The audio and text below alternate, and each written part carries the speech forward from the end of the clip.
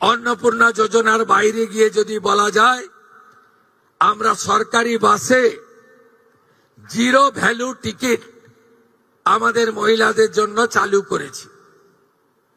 আমরা যেহেতু চালু করার সময় বেশি সময় পাইনি, আমরা এরপরে একটি পিঙ্ক কার্ড, গোলাপি কার্ড করে দেব, যাতে যারা প্রকৃতপক্ষে সরকারি বাসে ফ্রিতে চান মহিলারা, তারাই পাবেন। কারণ আমি দেখেছি বেশ কিছু সরকারি কর্মচারী মহিলা দিদিরা, বোনেরা, তারা বলেছেন, কেন আমি টিকিট কাটতে চাই, আমি টাকা পাচ্ছি, সরকার আমাকে বেতন দিচ্ছে, আমি উপযুক্ত অর্থ পাচ্ছি, আমি ফ্রিতে অফিস যাত্রা করতে চাই না।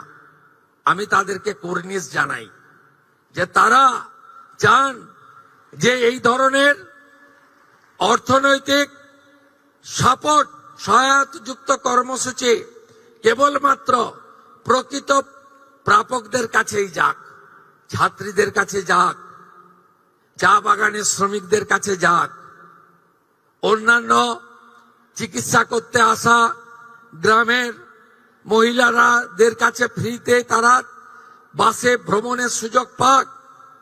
তাই আমরা একটি পিঙ্ক কার্ড তৈরি করে দেব, তার ফলে যাদের সরকারি বাসে ফ্রি প্রয়োজন সেটা পাবেন।